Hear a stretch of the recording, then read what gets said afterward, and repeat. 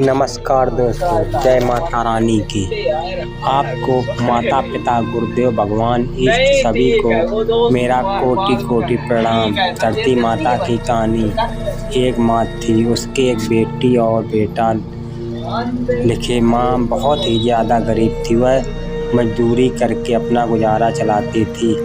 धीरे धीरे बच्चे बड़े होने लगे, बेटी शादी की ओर एक होने लगी। माँ बूढ़ी हो गई थी।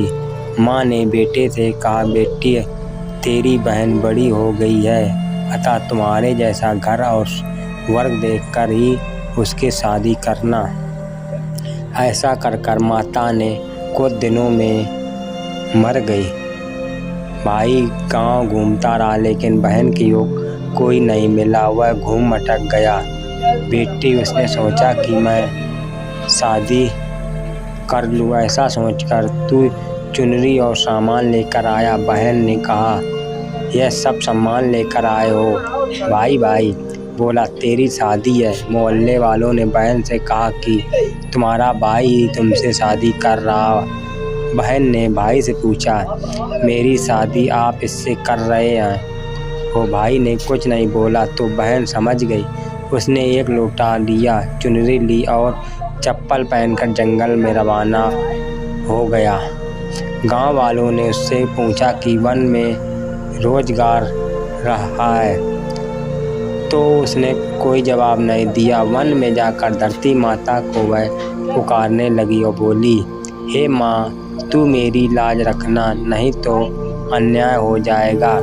मैं क्या करूँ? मुझे अपनी गोद में ले लो, नहीं तो यहाँ पर मैं मर जाऊंगी। धरती माँ फटी। तब बहन ने एक तरफ लोटा और चुनरी चप्पल रख दिया और अगर से माता से जाने लगी। इतने में दौड़ता हुआ भाई वन में आया और बोला, उसके बहन किस तरफ गई है? गांव वालों ने कहा, तेरी बहन सुधर गई है। वह बहन पुकारता हुआ दौड़ा तो बहन धरती माता के अंदर समा रही थी। थोड़े बाल बाहर दिख रहे थे। उसने बहन के बाल मुट्ठों में पकड़ कर रोने लगा। वहीं तो आप सबके लिए धरती माता की गोद में समा रही है। मेरी तो बुद्धि भ्रष्ट हो गई थी। माँ का वचन निभाने के लिए मेरे जैसा और कोई नहीं मिला, इसलिए ऐसा विचार आया। पर धरती माँ ने सत्य के लिए बेटी को अपने में समा लिया।